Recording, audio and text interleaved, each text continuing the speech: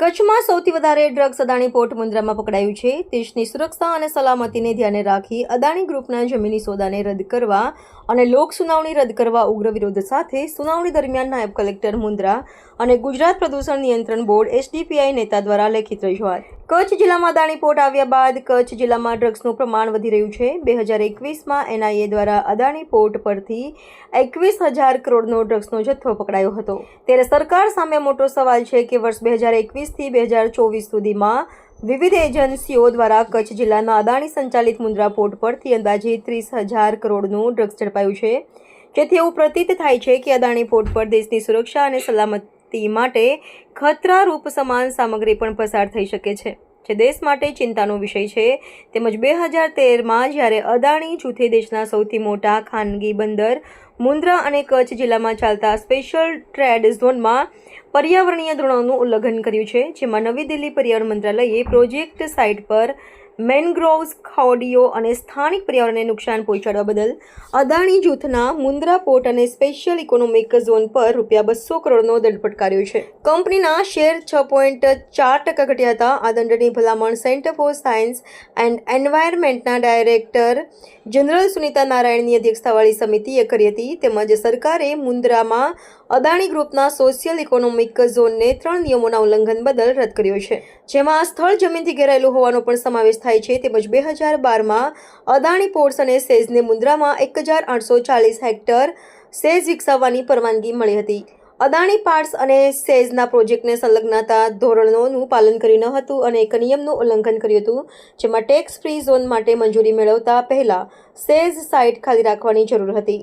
Social Democratic Party of India Kutch જિલ્લાના પ્રમુખ રોશન અલી સાંધાણી, ઓસમાન બલોટ, મજીદ સમા, અલીમા બાબત કુંભાર, અબ્બાસ અલી સાથે મોટી સંખ્યામાં સામાજિક આગેવાનો દ્વારા લોક સુનાવણી રદ કરવા વિરોધ સાથે મુખ્ય સચિવ સાહેબ ગુજરાત રાજ્ય, સચિવ કાયદા વિભાગ ગુજરાત રાજ્ય, સચિવ મહેસૂલ વિભાગ ગુજરાત રાજ્ય, ડાયરેક્ટર વન અને પર્યાવરણ વિભાગ કચ્છ, જિલ્લા કલેક્ટર, નાયબ કલેક્ટર મુન્દ્રા સાથે વિવિધ વિભાગોને લેખિત રજૂઆત કરવામાં આવી હતી।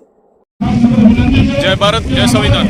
મારું નામ રોશન અલી સાંધાણી, હું Social Democratic Party of India SDPIનો જિલ્લા અધ્યક્ષ છું। આજે અમે મુન્દ્રાના સિરાચા ખાતે જે અદાણી ગ્રુપ દ્વારા જે આ જમીનની જે માંગણી કરવામાં આવી છે એ અનુસંધાને આજે GPCB દ્વારા લોક સુનાવણી યોજવામાં આવેલ છે। જે લોક સુનાવણીમાં અમે આવ્યા છીએ ત્યારે અમને એવું જાણવા મળે છે ને અહીંયા જોયું અમે કે ક્યાં ને ક્યાં અહીંયા અદાણી દ્વારા પોતાના ઊભા કરેલા લોકો અને જે વખાણ કરતા હોય એવા લોકોને લોક સુનાવણીમાં અને ક્યાં ને ક્યાં પ્રશાસન પણ એને સાથ આપતું હોય એવું લાગી રહ્યું છે।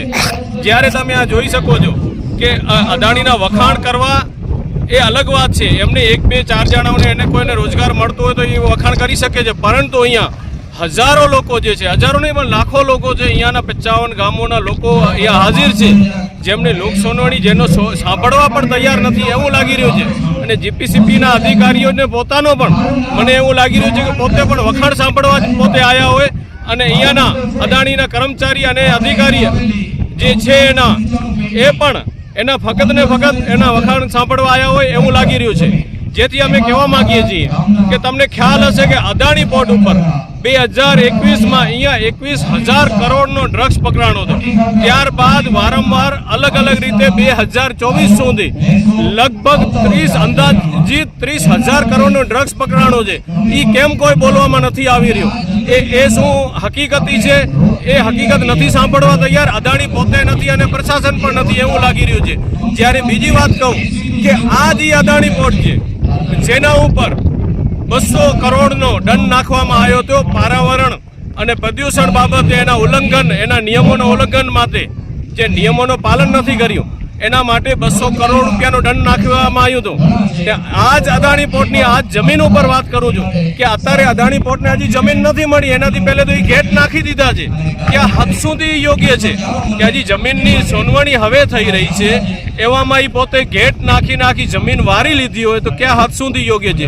તો ક્યાં ને ક્યાં મને એવું લાગી રહ્યું છે કે સરકાર, પ્રશાસન, વહીવટી તંત્ર પૂરેમાં પૂરો સાથ અદાણી પોર્ટને જ આપી રહી છે, અદાણી ગ્રુપને આપી રહી છે ને અદાણી પોર્ટમાં જે ખોટા કાર્યો થઈ રહ્યા છે અત્યારે હું કહેવા જઈશ કે 30,000 કરોડનો જે ડ્રગ્સ પકડાણો છે એ પણ અત્યારે દેશના જવાબદાર તંત્રને ખબર નથી કે ડ્રગ્સ ક્યાં ગયો છે। હજી જે અત્યારે એક ધારાસભ્ય વિધાનસભામાં એ સવાલ પૂછા કર્યો હતો, એમાં ગૃહમંત્રી પોતે પણ એમનો જવાબ આપતા કીધું કે અમને ખબર નથી.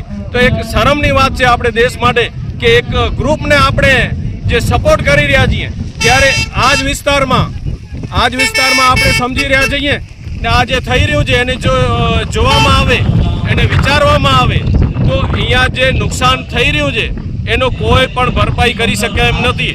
બીજો કે SEZમાં જે જમીન અગાઉ 1800 જે હેક્ટર આપવામાં આવી હતી એ જમીન પણ રદ કરી દેવામાં આવી હતી. તો એ હકીકતમાં આપણે જોવા માટે જઈએ તો જે UPA સરકારમાં 200 કરોડનો દંડ હતો ને એ દંડ હજી થોડું પણ ભરપાઈ નથી થયું. પર્યાવરણને નુકસાન બાબતે હતું. તો એ શું સમજશું? બીજી વાત કહેવા જઈએ તો આ જે કોસ્ટલ ઝોનમાં આવતા દરિયાઈ પટ્ટામાં જે સાગર ખેડૂત છે, માછીમાર છે, એ લોકોને આ જે કંપનીઓ આવી રહ્યું છે એનાથી મોટું નુકસાન થઈ રહ્યું છે. માછીમાર ભાઈઓને મોટામાં મોટું નુકસાન છે. આ સરકાર ક્યાં ને ક્યાં આને અદાણીને પ્રોત્સાહન આપી રહી છે અને સાગર ખેડૂતને નાબૂદ કરી રહી છે એવું લાગી રહ્યું છે. જેથી અહીંયાના જે સાગર ખેડૂત છે, અહીંયાથી કંડલાથી લઈને મુંદ્રા સુધી એ આખા પટ્ટાને નાબૂદ કરી નાખ્યું છે. જેથી અમે સખ્ત આ સોનવણીનો પણ વિરોધ કર્યો છે.